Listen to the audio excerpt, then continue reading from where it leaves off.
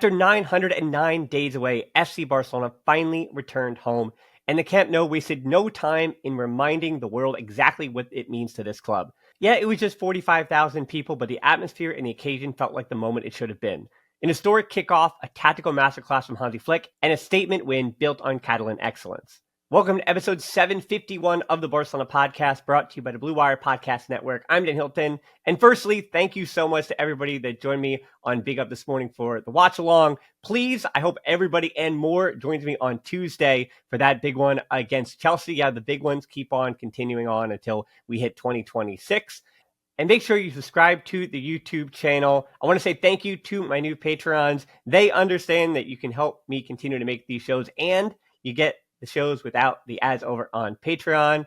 And I also want to remind you, just in time for the holidays, that the new store has dropped. So check out that new link. It has replaced the old link at tvpod.link/store. Again, that stuff, well, as far as shipping and handling, it might come in time for the holidays for the Barca fans in your life. But hey, whether it's 2025 or 2026, I appreciate you for helping me out.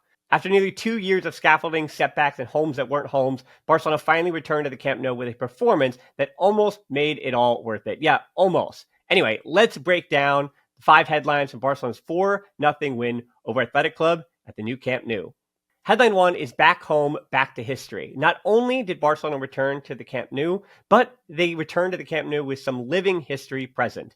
The honorary kickoff was a socio who attended the very first match at the stadium in the late 50s and is the oldest living member of the club. That is the kind of surprise that I like to see from the club, and they were able to keep that under wraps. And all the other questions on who that might be as the honorary kickoff, well, I think they really made the right choice here. Also in attendance up in the box was the grandson and the great-grandson of Joan Garcia, the first club's president and the founder of the club, fittingly on what would be his 148th birthday. And also fittingly, the first goal scored at the new Camp Nou belonged to a striker from Warsaw, Poland, just like the very first opponent in 1957 was a club from Warsaw. That, my friends, is football poetry. I will say, though, coming in, I was a bit worried. Midweek talking to Omar, no Pedri, no Frank de Jong. We didn't know the fitness of Marc Casado. Obviously, no Gabi. Obviously, Marc Bernal, unprepared. So that midfield was a lot of questions. Flick went where I didn't think he'd go and chose, maybe Casado was fit, not sure, but he chose not to start him in the midfield. We will get back to the tactics in a bit, but from the opening whistle, you could tell that Hansi Flick, and I do give him credit when he deserves it, absolutely got this right. Barca opened aggressively, attacking the half spaces with different runners, and immediately put Athletic Club on their heels, and after 5 minutes, they gave the crowd something to cheer about with that first goal. Lamine Yamal dribbled centrally, got swarmed. Athletic Club won it momentarily, but they failed to build out of the back. A ball got stuck in some feet, and it spilled to Lewandowski. He dribbled Garozzabal and scored from a tight angle. This is a goal scorer's finish, 1-0. And maybe someday when we're the oldest Barca fans around, we'll still remember this little piece of trivia that Lewandowski scored the first goal in the new Camp Nou.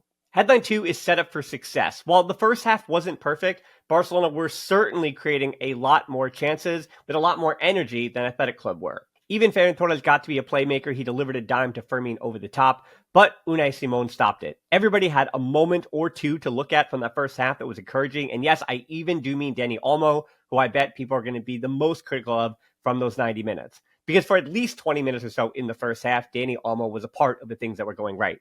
He was the only Blaugrana that looked fatigued, I will say, defending Dani Olmo here, which does make some sense after he played both Spain games during the international break.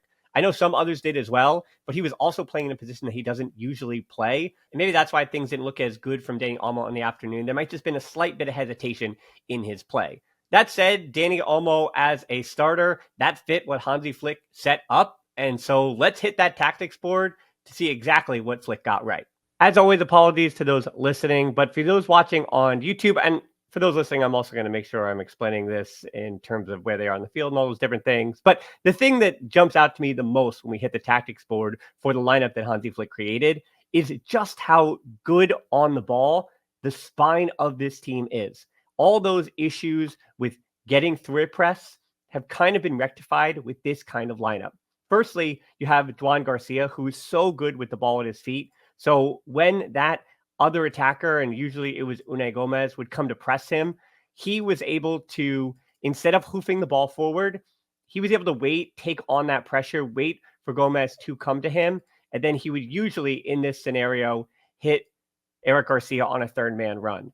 So that just initial first step in building up out of pressure is so useful, because now you're in between the lines and you've got Torres, Lewandowski, Yamal, Fermin Lopez, Balde in a lot more space than we had against Szczesny, because then that whole line of pressure for Athletic Club would also be pushed forward. They'd win the ball and they'd be coming right down with some kind of pressure. Then, of course, you have Gerard Martin, who I don't really mention in the rest of these 5 headlines, was just good on the ball. As a left-footed center back, he does kind of continue to bring up that question whether or not Barcelona should try to have a proper left-footed player at center back there. And defensively, he was good too. Eric Garcia and Gerard Martin and Kubarsi, a lot of good chemistry to be able to understand not only the offside trap that they were playing occasionally, but also to keep that high line of confrontation, understanding the space that Joan Garcia is able to make up that Szczesny just can't make up. There were 2 or 3 times when Joan Garcia came all the way off his line, 35 yards outside of his goal, but he was just really comfortable in collecting those balls that Szczesny isn't in the physical condition to do. And again, that's just the difference of 10 plus years as players. That's totally fine. But you can just see the different way and the confidence that this back line had once again today. Now, the other things to note here is that Koundé was also able to stay quite a bit more at home, because Fermin Lopez, instead of playing as a normal 10, was playing more as a right interior. Almo on the other side was playing as a left interior, or he was also building up in that double pivot when Fermin Lopez would come forward. So it would basically be at that point a 3-2-5, if you want to call it that, with Balde also pushing up rather high. Not always. Balde stayed a little bit more at home. And then, of course, in the second half, when Barcelona were already up 2-0, they kept Araujo and Gerard Martin both at home as well on that left side. Well, sorry, Araujo on the right center back spot, and then Kubarsi was a bit more at home alongside Gerard Martin, who is comfortable, again, getting wide. That's the other thing, too, about Gerard Martin. He's comfortable playing with his back to the sideline when needing to build out, if Balde also comes inside to be another outlet for Joan Garcia, if Athletic Club are going to press that way in a zonal marking way. So that's going to force them to reconsider whether or not they're man marking or in that zonal position. Now, what I like about Fermin Lopez as well, in I'd say this kind of free right interior role, it seemed like there were more constraints on it, but actually not really, because with Lamine Yamal's ability to get to the touchline, Fermin Lopez kept pushing, and this is where the press then comes into play that I want to break down. You had all 3, that being Ferran Torres, Lewandowski, and Fermin Lopez, as your first line of pressure. And 2 of the 3 of them are pretty adept at pressing. And Lewandowski is just such a physical presence. He needs to occupy the attention, at least, of one of those center backs, because if that being Athletic Club do spill it over, Lewandowski is going to have his back to goal and to be in a really dangerous position. So with those 3 pressing as that first line of pressure, then Lamine Yamal would tuck in a little bit more, which meant that Koundé did not have to pinch up like we've usually seen him do. And maybe I've just got some hockey on the mind right now, but instead of kind of almost like the boards, but on the sideline there, instead of pressing up, Koundé was able to stay at home and just deal with Nico Williams. So much to the point in that first half that Ernesto Valverde decided to switch him to the other side, which didn't really have much of an effect either. It got him a bit more free in the last 20 minutes of that first half. But yeah, Koundé was excellent today, shut him down. But I think that also helped that he didn't really have that much offensive responsibility, because Fermin Lopez was supporting Lamine Yamal in such a way that Fermin could be a runner for Lamine Yamal. Fermin would tuck in and receive from Koundé and then continue on that ball to Lamine Yamal if Lamine decided to go wide and high. And then you always had either Fermin or Ferran Torres or Lewandowski. At least one of the 2 was consistently running into those half spaces behind Inigo Ruiz on one side and Jared Gazar on the other side. And, Yuri just does not have the speed anymore to deal with Lamine Yamal.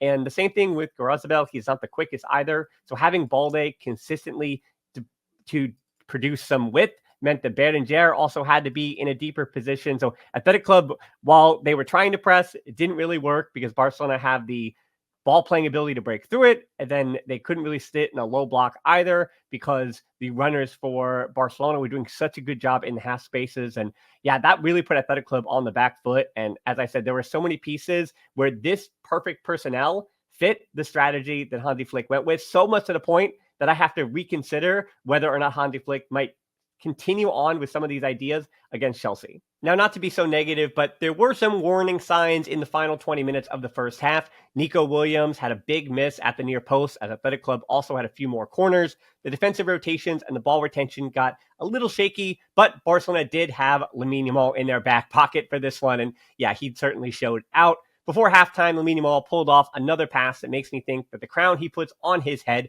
is him just crowning himself the Trivela King.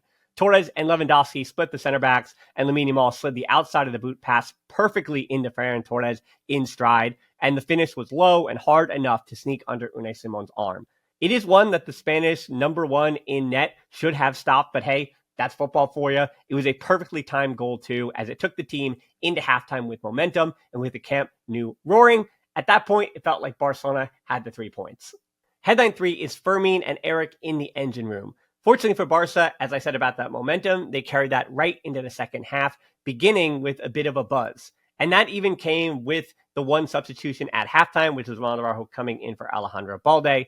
Apparently, it was precautionary due to dizziness looking ahead to Tuesday. But if it came from that head collision a few minutes before halftime, why did he play the rest of the first half? And you know me with head stuff, it really gets me mad. So even despite all that, I'll try to stay in a good mood here. The third goal wasn't anything truly special, but I think it was a product of what Hansi Flick was trying to build, the best in terms of all the goals that they scored today. The Barca press looked the best it's looked in months due to everything I mentioned on the tactics board, and of course that press makes the high line and the offside trap look better too. But the third goal, it's all about the press. It's another Eric Garcia takeaway, one of his 4 ball recoveries on the afternoon, and he lofted a perfect little chip to Fermin, who stayed onside, and it's a confident finish from Fermin too. Remember last season when Fermin Lopez wasn't finishing? That feels like a long time ago. And this is a guy that not only is he an unsellable, I think, part of the squad, but he's currently the starter for FC Barcelona. And even aside from the goal, Fermin was absolutely everywhere, pressing well, linking up play, running the channel, setting the tone with energy, and he deserves a lot of credit for how this match turned out. I don't know who my man of the match is. Is it Eric Garcia? Is it Fermin Lopez? You can let me know in the comments. Hit me up on social media if you're listening. But I think we're going to go slightly to Fermin Lopez, but instead, Eric Garcia, it's hard for me not to have him be the guy. And Fermin Lopez was also involved in the moment that basically ended this game. Sunset, who was struggling to get on the ball, initially got a yellow for a tackle on Fermin, but after VAR reviewed it, it was a straight red for a reckless swing on Fermin's knee. Nowhere near the ball. Clear kick out with a bunch of power, again, right at his knee. Shades of the Butcher of Bilbao on Maradona back in the 1980s. Do your homework. I also had a video about the iceberg that I came out with Robbie Lowe in that collaboration a few months ago, maybe even a year ago at this point. So check that out for that whole story and all that stuff. But not as bad, but still slight shades of that. And with that, though, Barcelona up a man. This match was effectively over. Headline 4 is Camp Nou has a showman. No, I'm not going to get up and dance the way that Hugh Jackman does in that movie that I don't think I've seen, The Greatest Showman. But they do have a showman, and his name is Lamine Yamal, who, even though he defensively wasn't doing that normal shift, as I said, this setup was built for him to not have to take on the responsibilities. And with the press improved, it also brought even better stuff out of Lamine Yamal. He had 8 successful dribbles, the most in a match, and he was torturing defenders while looking like himself. It does really help when he can pick up his head and he has 4 players running into spaces in front of him, not just 2 or 3.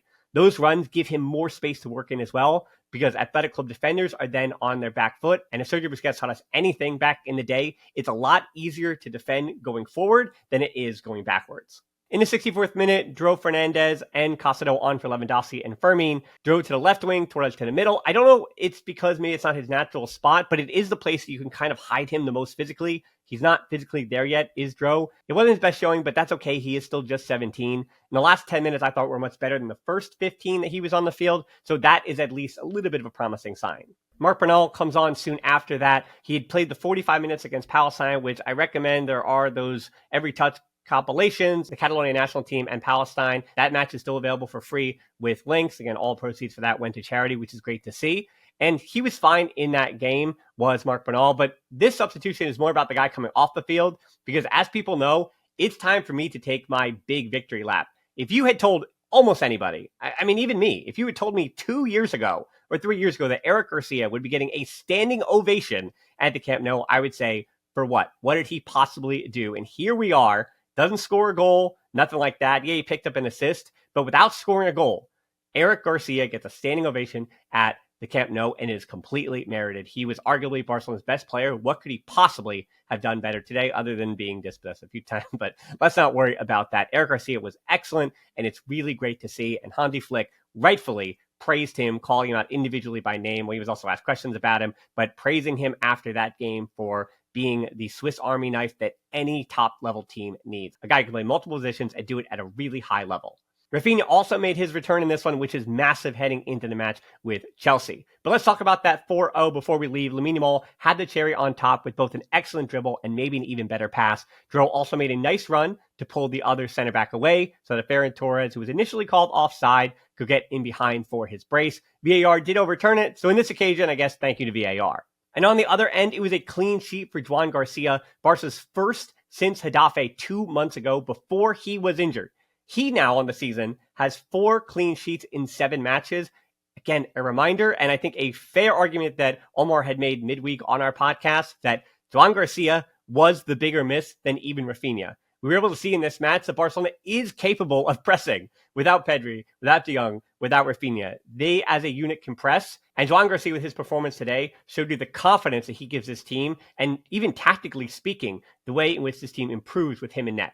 Then headline 5, a Catalan Core. While he may not be Catalan, my biggest winner for today is Hansi Flick. He's been under some criticism in the last few weeks when things have looked a little bit shaky, but he absolutely 100% nailed pretty much everything on the day. Starting with that 11. It was brave to start Jordi Martin at left back and Eric Garcia as a pivot behind Olmo and Fermin instead of a double pivot with Casado. It also may have been out of necessity, but that press up top with Ferran Torres and Lewandowski could not have gone better. Without a traditional number 9 for Athletic Club to hold up play, the press was working, and then in possession, Barca was really comfortable building up and breaking through a rather nonchalant Athletic Club press, which again is not led by a number 9 with a lot of movement. Lastly, I leave you with an historic detail. 9 Catalan-born players appeared in this match: Joan Garcia, Eric, Cubarsí, Jordi Martin, Balde, Olmo, Lamine Yamal, Casado, and Bernal. The last time there was a match with more Catalans was October of 1937 during the Spanish Civil War, a 9-1 win over Espanyol at Lake Court. And while Barcelona did not score 9 today, they did pick up a clean sheet the way they did all those years ago. And the symbolism is not lost on me on the day that, yes, this is a global brand. FC Barcelona, for many of you watching or listening, and for myself included, if this was not a global entity, I could not be a fan of FC Barcelona. But with that completed Camp Nou coming up maybe in 2027, there's 105,000 of us that can jam in that stadium. This is a global team. However, the core of that team, the way this is built, is from the academy, is locally in Catalonia. And I do and have always loved that is what Més que un Club is. It is that combination, that amalgamation of a small Catalan club combined with what has become a global entity that everybody can enjoy in this beautiful game we all love. So yes, that may sound a little bit romantic for me, but whatever. We've got Champions League on Tuesday, and this is the day to be romantic about it. Coming back to the Camp Nou and a 4-0 win over Athletic Club, which is always, well, usually always a tough match for Barcelona, whether it's home or away. Again, I'll say finally one more time, please join me on Tuesday for that watch along against Chelsea. Subscribe to the YouTube channel, podcast apps, Patreon, all that stuff to help me out. And as always, until next time, Forza Barça.